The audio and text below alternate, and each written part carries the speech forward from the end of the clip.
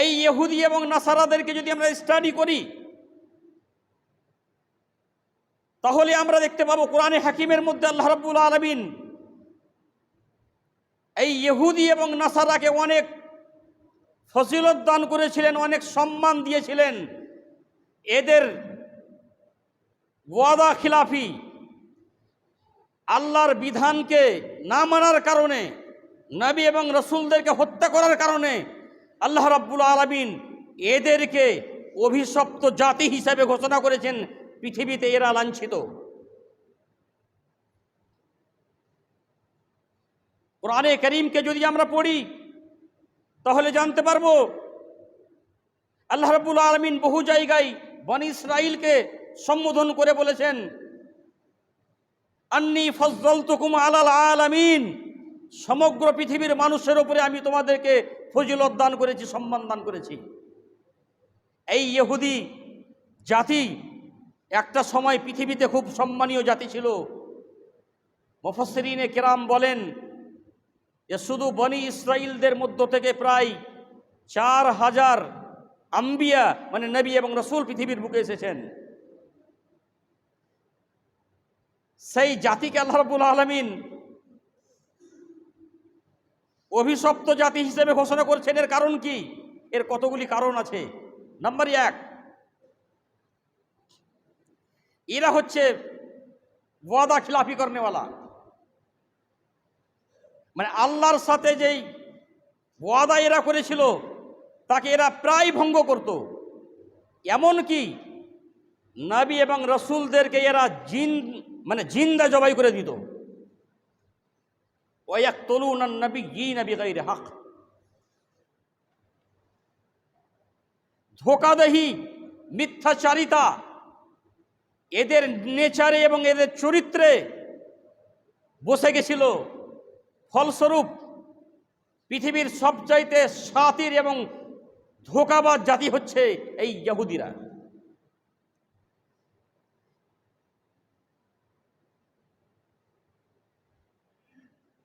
ইহুদিদেরকে আল্লাহ রাব্বুল আলামিন ওয়াদুরিবাত আলাইহিমুদ-দিল্লা ওয়াল মাসকানা ওয়া বাউ বিগাদাবিন মিনাল্লাহ, আল্লাহ রাব্বুল আলামিন এমনভাবে এদেরকে অভিশপ্ত ঘোষণা করেছেন যে তোমরা পৃথিবীতে কোথাও সম্মান পাবে না, তোমরা মারা ফিরবা। এই ইহুদি জাতিরা গোটা পৃথিবীতে এমন এদের অবস্থা দাঁড়িয়েছিল যে যখন জার্মানির বুকে হিটলার এদের গণহত্যা যখন চালিয়েছিল, পৃথিবীতে এদেরকে কেউ জায়গা দেবে, আশ্রয় দেবে, স্থান দেবে এরকম কেউ ছিল না। সেই জার্মানি থেকে মার খেয়ে ইহুদিরা ফিলিস্তিনের বুকে এসেছিল। এদের পরনে কাপড় ছিল না, পেটে খাবার ছিল না, এদের অবস্থা করুণ ছিল। এই এদের দুর্দশাকে দেখে ফিলিস্তিনের মুসলমানেরা এদেরকে জায়গা দিয়েছিল, খাবার দিয়েছিল, স্থান দিয়েছিল। আজকে সেই ইহুদি এতটা শক্তিশালী হয়ে গেছে যে যারা ঠাঁই দিয়েছিল আজকে এদের বিরুদ্ধে এরা গণহত্যা চালিয়েছে এবং বিগত 70-80 বছর ধরে লক্ষ লক্ষ ফিলিস্তিনের মুসলমানকে এরা হত্যা করেছে। বিগত 8 মাস ধরে ফিলিস্তিনের মুসলমানদের লক্ষাধিক মুসলমানকে এরা কার হাত নেই, কার পা নেই, জখমি করে রেখেছে। আর প্রায় 35 থেকে 50 হাজার শিশু, বাচ্চা, মহিলা, বয়স্ক মানুষ নির্বিচারে এদের উপরে গুলি চালিয়ে, মিসাইল ছুড়ে, বম্বিং করে পৃথিবীর হিস্ট্রিতে লাইভ এরকম কোনো অন্যায় পৃথিবীর ইতিহাসে আজ পর্যন্ত হয়নি। সারা পৃথিবী খামোশ। এবং আমরা যদি হিস্ট্রি স্টাডি করি বুঝতে পারবো এই ফিলিস্তিনের মুসলমানদের গণহত্যার পিছনে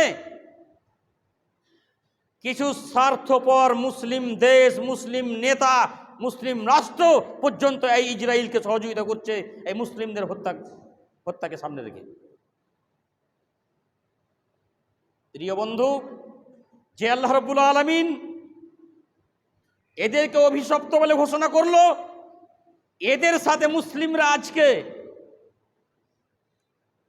নিবিড় সম্পর্ক রাখতে চাইছে, টেকনোলজির সম্পর্ক রাখতে চাইছে, আর্থিক ব্যবসা বাণিজ্য রাখতে চাইছে এবং অন্তরঙ্গ বন্ধু ভেবে তাদেরকে আপনজন বলে তারা গ্রহণ করছে। কিন্তু জেনে রাখবেন, যারা নবী রাসূলদেরকে হত্যা করেছে, যারা আল্লাহর সাথে ওয়াদা করে ওয়াদা খেলাপি করেছে, যারা আল্লাহর হারাম করা বস্তুকে হালাল হিসাবে গোটা পৃথিবীতে মার্কেটিং করেছে, তাদের যে হাল হয়েছে, এই হাল যদি আমরা মুসলমান তাদেরকে অনুসরণ করি তাহলে আমাদেরও এই অবস্থা হবে। তাই আমি আমার প্রথম পয়েন্টে বলতে চাইছি, জীবনের সর্বক্ষেত্রে ইহুদি এবং নাসারাদেরকে ফলো করা যাবে না, ইহুদি নাসারার কালচারকে গ্রহণ করা যাবে না। এই ইহুদিরা গোটা পৃথিবীকে এমনভাবে কন্ট্রোল করছে যা বলাই মুশকিল। নতুন টেকনোলজি, এই বিভিন্ন রকমের আইফোন, বিভিন্ন রকমের প্রযুক্তি এরা এমনভাবে আবিষ্কার করেছে, পুরো পৃথিবীর মাইন্ডকে এরা নিজেদের কন্ট্রোলে করে নিয়েছে।